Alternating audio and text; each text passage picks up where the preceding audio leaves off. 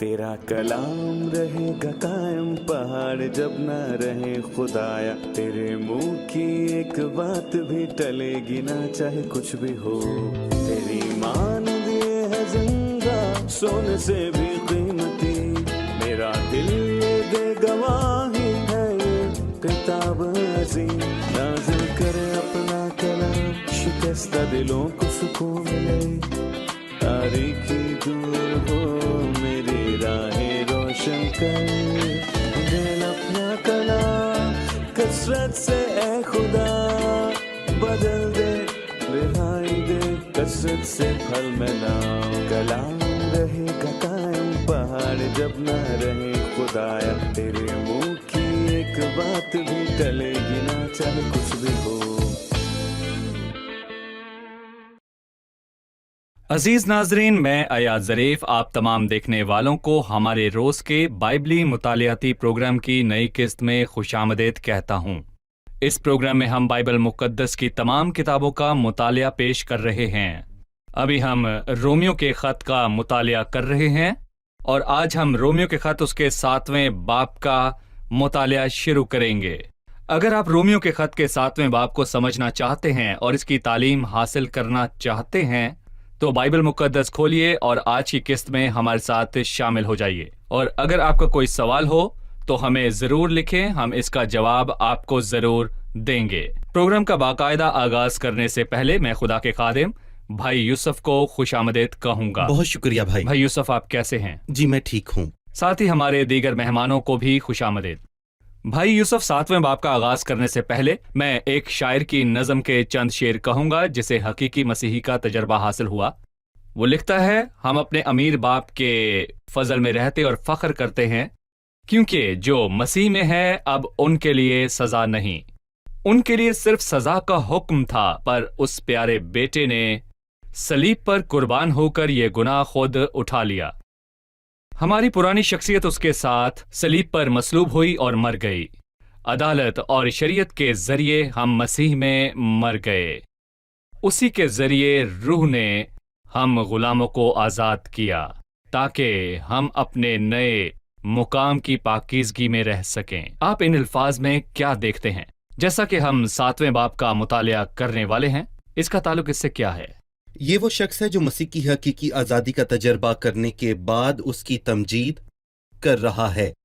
और एक बहुत ही आम बात है कि दुनिया में हर इंसान अपनी लफ्जी आज़ादी की कदर करता है, मगर मैं कहूँगा कि इंसान की रूहानी आज़ादी इससे कहीं ज़्यादा कीमती है। और ये शख्स तमाम इंसानों की तरह एक बंधन में था, लेकिन फजल की बदौलत ये आज़ाद और तमजीद करने के लायक हुआ और अपने नए और ऊंचे मुकाम पे वो शख्स पाकीज़गी में रहता है और बस वो तमजीद से पुर था। सही।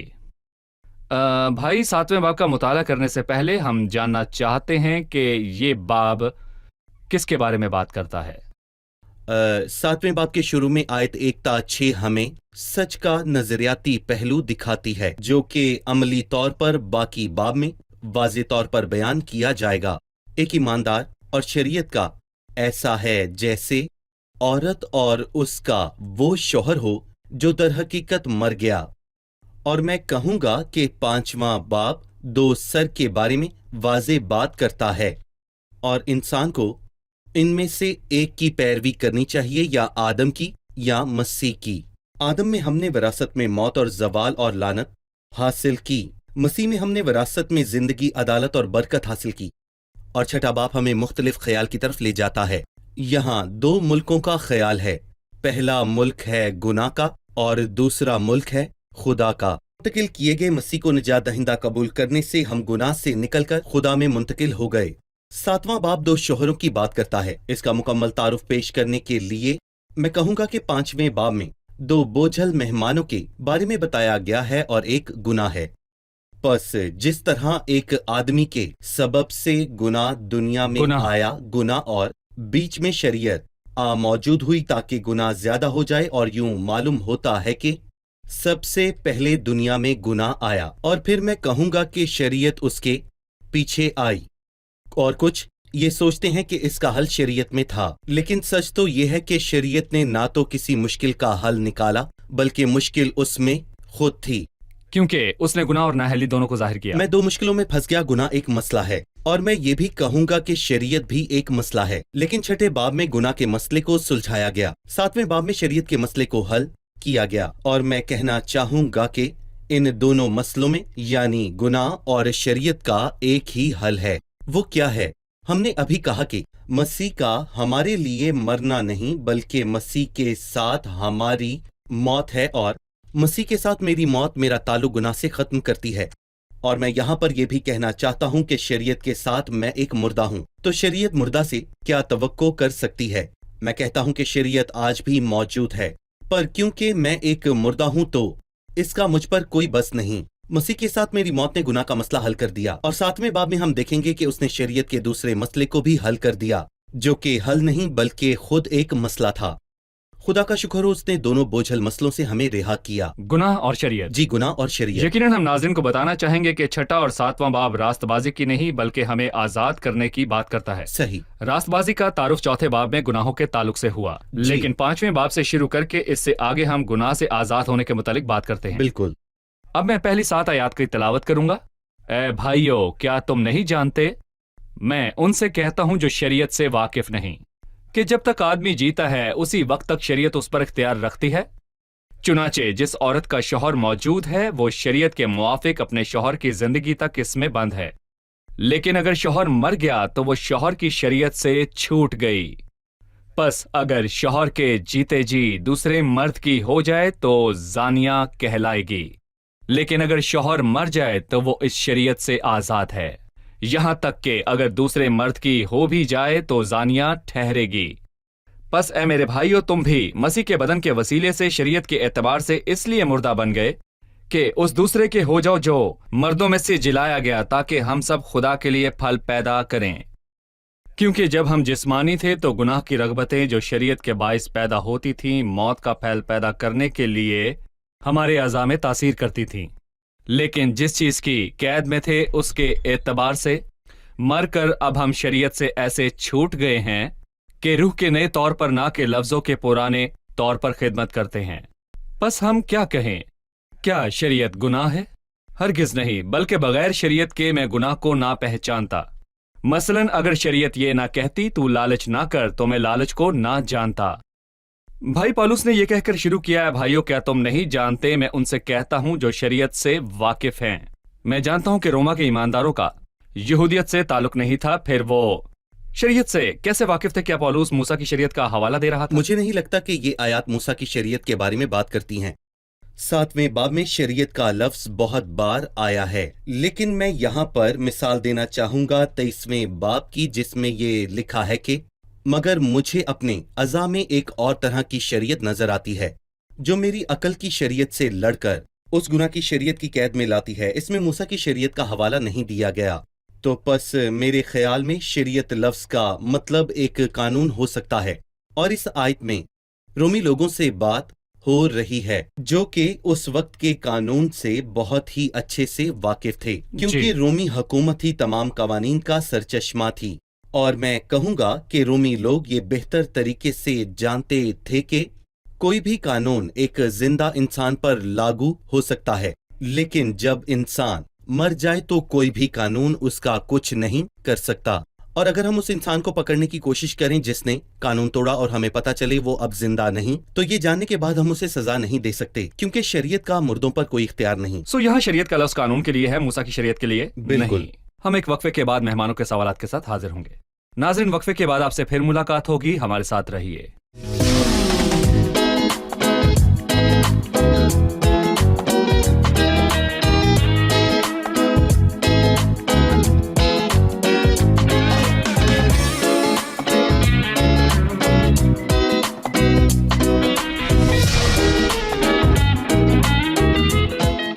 آئیے چلتے ہیں مہمانوں کی جانب اور جانتے ہیں ان کا سوال۔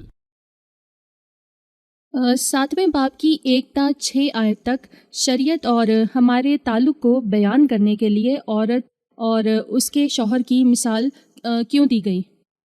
शरीयत के साथ हमारे ताल्लुक को बयान करने के लिए औरत और उसके शौहर के दरमियान गहरे ताल्लुक की मिसाल को क्यों चुना गया? अव्वल मेरा ख्याल है कि ये इस बात की यकीन दहानी नहीं कराता कि ये शरीयत मूसा की शरीयत का हवाला नहीं देती, चुनांचे जिस औरत का शौहर मौजूद है वो शरीयत के मुवाफिक अपने शौहर की जिंदगी तक उसमें बंद है। ये किस शरीयत का हवाला है? ये अज़दवाजी रिश्ते का कानून है जो मौत के अलावा नहीं छुटता, क्योंकि जोड़े में से किसी एक की मौत ही दूसरे को उससे आजाद कर सकती है।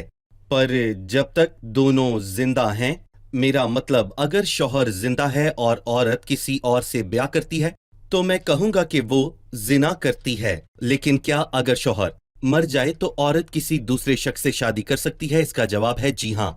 इस इबारत की रोया ये है, ये हमें जाहिर करती है कि मरकर हमारा ताल्लुक शरीयत से खत्म हो गया, और जब हम मसीह के साथ मुर्दों में से जी उठे तो हम उसके बन गए जो मुर्दों में से जी उठा, यानी यीशु अल मसीह के। तो जैसा आपने कहा, एक जोड़े के दरमियान रिश्ता उनमें से किसी एक की मौत के सिवा खत्म नहीं होता, और जब हवाले में शौहर के मरने का जिक्र होता है ये मसीह के साथ हमारी मौत को जाहिर करता है। चौथी आयत में लिखा है, पस है मेरे भाइयों तुम भी मसीह के बदन के वसीले से शरीयत के एतबार से इसलिए मुर्दा बन गए कि उस दूसरे के हो जाओ जो मुर्दों में से जलाया गया, ताकि हम सब खुदा के लिए फल पैदा करें। यह जाहिर करता है कि हम मर गए, लेकिन इसके क्या मानी है कि हम मसीह के बदन के वसीले से शरीयत के एतबार से मुर्दा बन गए? हम जिस्मानी तौर पर नहीं मरते, क्योंकि मैं और आप यहाँ हैं, हम जिंदा हैं। मगर मसीह 2000 साल पहले मर गया और उसने 2 काम सर अंजाम दिए जो हमने देखे नहीं, लेकिन बाइबल हमें वाज़े तौर पर बताती है। पहला काम 6 बाब की 10वीं आयत में है, क्योंकि मसीह जो मुआ गुनाह के एतबार से एक बार मुआ, सो मसीह गुनाह के एतबार से मुआ और मसीह के साथ हम भी गुनाह के एतबार से मर गए। यहाँ हम पढ़ते हैं कि मसीह मुआ और हम उसके साथ मर गए। सो हम मसीह के बदन के वसीले से शरीयत के एतबार से मुर्दा बन गए, और ये मैं नहीं जो जिस्मानी तौर पर मरा, मैं ये कहूंगा कि बल्कि जब मसीह का बदन गुनाह के एतबार से मुआ, इसके बाद मैं मसीह में शरीयत के एतबार से मुर्दा बन गया। मतलब कि मसीह के साथ मेरी मौत से मैं शरीयत के एतबार से बाहर निकल गया, ये मैं इस ताल्लुक से आजाद हो मैं गया। जिस्मानी तौर पर नहीं मरा, पर तब मैं मुर्दा गिना गया जब मसीह मुआ, और मैं कहूंगा कि वो ताल्लुक टूट गया जो इंसान को शरीयत के साथ जोड़ता था। जैसे औरत शौहर के जिंदा होने तक उसके बंद में है, अब हम मजीद शरीयत के इख्तियार में नहीं हैं। भाई, मिस्र से खरूज करते हुए इसराइलियों का बहरे कुलजम और दरिया यर्दन को पार करना इन 2 बातों की तस्वीर पेश करता है कि मसीह मेरी खातिर मुआ और मैं मसीह के साथ मर गया। इस बारे में आप क्या कहेंगे? मतलब कि बहरा कुलजम को पार करना ये जाहिर करता है कि मसीह हमारी खातिर मुआ। दरिया यर्दन को पार करना मसीह के साथ हमारी मौत को जाहिर करता है। मैं इसका जिक्र क्यों कर रहा हूं? क्योंकि हमारी खातिर मसीह की मौत की निस्बत से मूसा ने कहा कि चुपचाप खड़े होकर खुदाम के काम को देखो, और कहा खुदाम तुम्हारी तरफ से जंग करेगा और तुम खामोश रहोगे। अलबत्ता दरिया यर्दन को पार करते हुए लोगों को कुछ करना था, और वो क्या था? उन्हें दरिया यर्दन के बीच में से 12 पत्थर लेकर अपने टिकने की जगह ले जाकर उसे उस जमीन के पत्थरों से बदलना था, और बाद वाले पत्थरों को दफनाना। ये ईमानदारों को जाहिर करता है, हमने उठाया, हमने दफनाया, और फिर वो उन 12 पत्थरों की तरह मुकम्मल तौर पर गायब हो गया, मेरी तरह दफन हुआ और खत्म हुआ। हमने वो 12 पत्थर उठा लिए। ये वाज़े तौर पर उस ईमानदार को जाहिर करता है जो मुर्दों में से जी उठा। ईमानदार इन दोनों तजर्बात का मजा चखता है, पहले मसीह का, उसकी खातिर मरना, और फिर खुद मसीह के साथ मरना। मैं ये वाज़े कर दूं कि ये एहसास के तजर्बात नहीं बल्कि ईमान के तजर्बात हैं। खुदा ने अपने कलाम में कहा, और मैंने खुदा पर ईमान रखा कि मसीह की मौत के साथ मैं 2 चीजों के एतबार से मुर्दा हो गया। गुनाह जो मेरा पहला मसला था, और शरीयत जो मेरी मुश्किलात हल करने को आई, ये पहले मसले से मजीद मुश्किल बन गए, लेकिन मसीह की मौत से ये दोनों मसले हल हो गए। मैं गुनाह और शरीयत के एतबार से मुर्दा बन गया। मसीह की मौत के बारे में बात करने के बाद पौलुस ने कहा कि उस दूसरे के हो जाओ जो मुर्दों में से जिलाया गया, ताकि हम सब खुदा के लिए फल पैदा करें। उसने मुर्दों में से जी उठने की बात क्यों की, और उसका खुदा के लिए फल पैदा करने से क्या ताल्लुक है? आप देखें, एक मुर्दा शख्स आला कानून से जुड़ा होता है, और क्या एक मुर्दा आला कानून से ताल्लुक रखने के बावजूद फल पैदा कर सकता है जबकि वो मुर्दा है? लेकिन हमारे मामले में पालूस मसीह के जी उठने पर जोर देता है। जैसे हम भी मुर्दों में से जी उठे, और जैसा कि आपने पहले जिक्र किया, शरीयत मुर्दा नहीं हुई और ना ही कभी हो सकती है, बल्कि हम शरीयत के एतबार से मुर्दा बन गए। इसलिए मैं शरीयत के एतबार से मुर्दा बन गया, और खुदा का शुक्र है कि ये मसला हल हुआ, और मरने के बाद अब मेरा वजूद नहीं, और मैं जी उठा ताकि शरीयत के साथ उसी पुराने रिश्ते में ना रहूं, बल्कि उसके साथ रिश्ता कायम करूं जो मुर्दों में से जी उठा, ताकि खुदा के लिए फल पैदा करूं। और जो देखने वाले इससे आगे पढ़ना चाहते हैं, मैं उनको रूत की किताब के 4 बाब की एक बहुत अच्छी बात याद दिलाना चाहता हूं। और जब रूत ने बॉयज से ब्याह किया तो वो फल लाई, लेकिन मखलून से शादी के दौरान वो फल नहीं लाई। जब रूत ने बॉयज से शादी की, जो अजीम आदमी था और जी उठते हुए मसीह को जाहिर करता है, उसका बेटा ओबेद पैदा हुआ। जब हम उस खुदा के साथ जुड़े हों जो मुर्दों में से जी उठा, तो हम भी खिदमत कर सकते हैं और हम भी फल ला सकते हैं। खूबसूरत अल्फाज हैं। हम एक वक्फा लेंगे और फिर मेहमानों के सवालात के साथ हाजिर होंगे। नाज़रीन, वक्फे के बाद आपसे दोबारा मुलाकात होगी, हमारे साथ रहिए।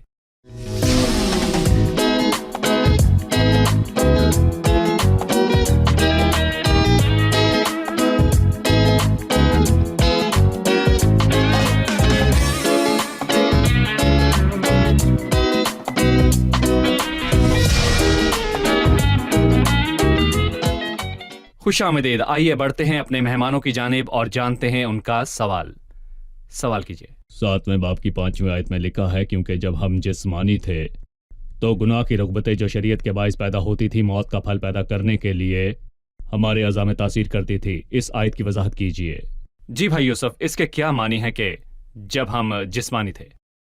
याद करें कि 5वें बाब में हमने ये कहा था कि हम आदम में से थे और फिर हम मसीह में हो गए, और ये हमारी जगह को जाहिर कर रहा था। आदम में हमारी पुरानी जगह और मसीह में हमारी मौजूदा जगह। यहाँ हम एक और दो तहे तसव्वुर की बात कर रहे हैं, जिस्मानी और रूहानी। हम जगह की नहीं बल्कि हालात की बात कर रहे हैं। माजी में मैं हालत के मुताबिक एक जिस्मानी शख्स था, यानी मेरे अमाल का इख्तियार मेरे जिस्म के पास था। जिस्म के पास था। जिस्म से मुराद मेरा बदन और खून नहीं, बल्कि गुनाह जो मेरे बदन और खून नहीं बसा हुआ है। और मैं यहाँ पर यह भी कहना चाहूंगा कि गुनाह हमारी तवज्जो का मरकज बना हुआ था। और 8वां बाब हमें ये वाज़ेह तौर पर बताता है कि जो जिस्मानी है वो खुदा को खुश नहीं कर सकते, और जिस्मानी नीयत मौत है। जिस्मानी नीयत खुदा की दुश्मन है, और मसीह को जानने से पहले हमारी यही हालत थी। लेकिन मसीह को जानने के बाद हम जिस्मानी हालत में नहीं रहे बल्कि रूहानी बन गए। लेकिन जहां तक हमारी जगह की बात है, पहले हम आदम में थे और फिर हम मसीह में आ गए, क्योंकि जब हम जिस्मानी थे तो गुनाह की रग़बतें जो शरीयत के बाइस पैदा होती थीं, मौत का फल पैदा करने के लिए हमारे अज़ा में तासीर करती थीं। जिस तरह पालूस ने बाद में ये बयान किया कि जब शरीयत ये बयान करती है कि तू लालच ना करना, मगर ये लालच और बढ़ गया।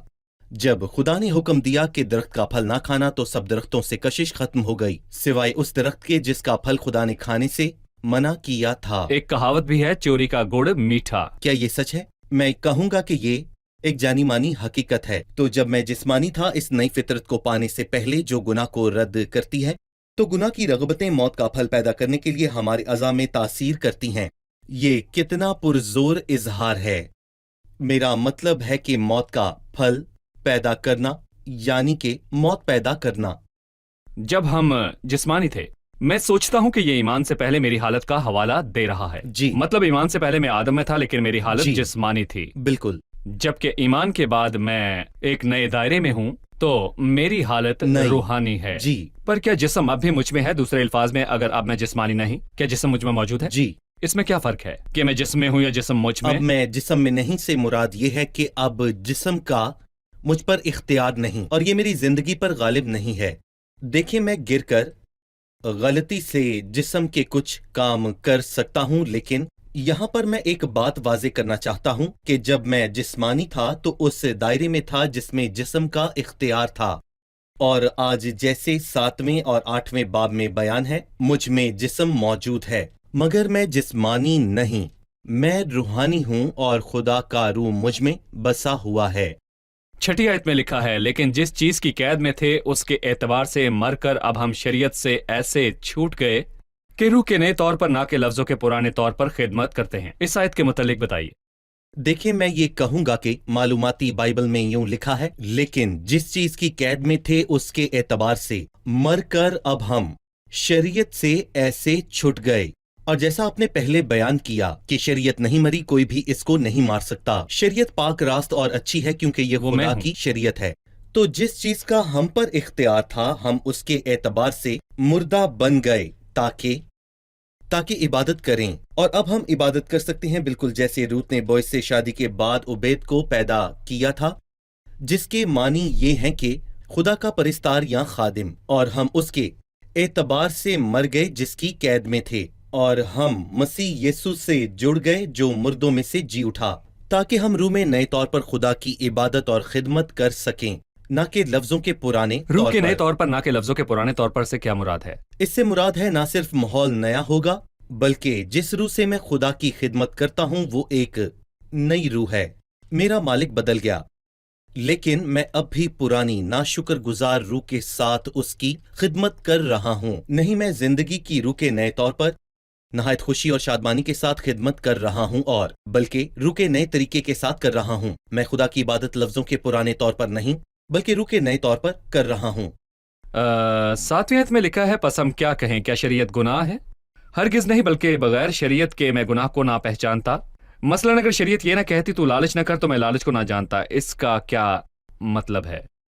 दरअसल 7वें बाब की 1 ता 6 आयात बराह रास्त सच्चाई बयान करती हैं, और फिर इसकी वजाहत एक औरत और उसके शौहर की एक मिसाल देकर बयान करती है। और ये हिस्सा तफसीलात फराहम करता है जब हमें बताया जाता है कि मैं शरीयत के एतबार से मुर्दा बन गया। मतलब क्या शरीयत गुनाह है या अपने आप में कोई वो मैं बदी हूं है? जो उसमें पूरा नहीं उतर सकता। बिल्कुल, मैं इस पर पूरा नहीं उतर सकता। शरीयत में कमी नहीं, वो पाक रास्त और बहुत अच्छी है। और मैं कहूंगा कि जैसे 14वीं आयत में ये वाज़े बताया गया, दर हकीकत मसला मुझ में है। अगर शरीयत ना कहती कि तू लालच ना कर, तो शायद मैं इस लालच को कभी जान ना पाता। और जब शरीयत ने लालच करने से मना किया तो ये मेरी सबसे बड़ी ख्वाहिश बन गया, क्योंकि लिखा है लालच ना करना, मतलब कि लालच से मना करने का हुक्म भी साथ दिया गया।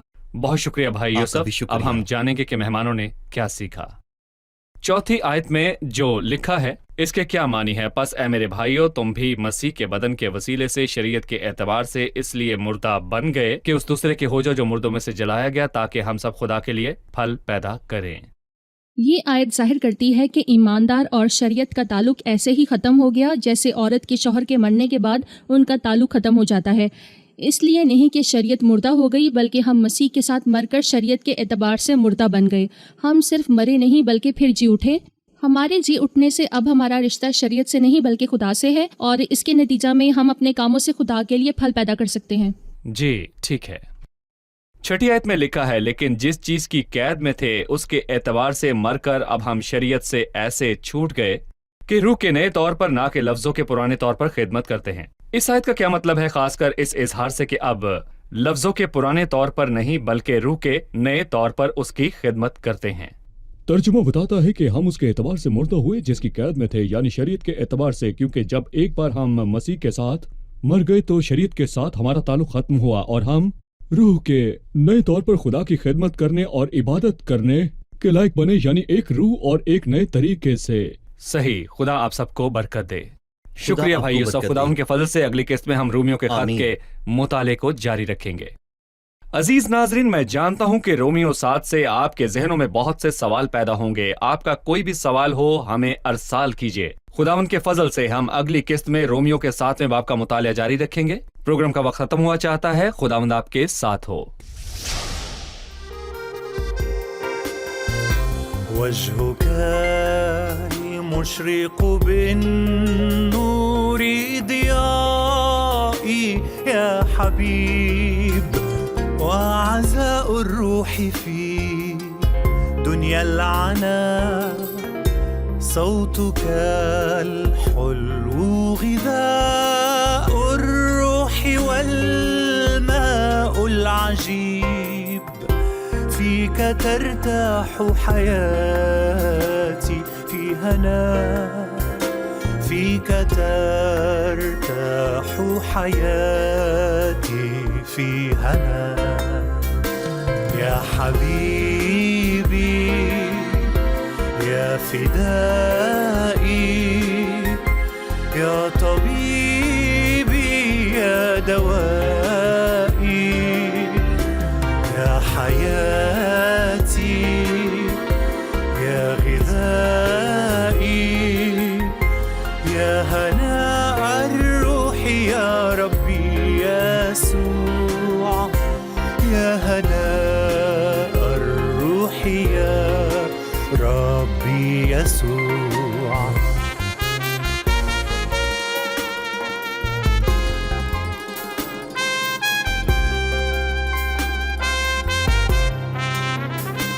كل ما غيرك ظل وخيال زائل أنت للجوهر والحق الحقيق يا بهاء المجد أنت هو النصيب الأفضل والجمال الحق والحب الوثيق والجمال الحق والحب الوثيق يا حبيبي يا فدائي يا طبيبي يا دوائي يا حياتي يا غذائي يا هناء الروح يا ربي يسوع يا هناء الروح يا ربي يسوع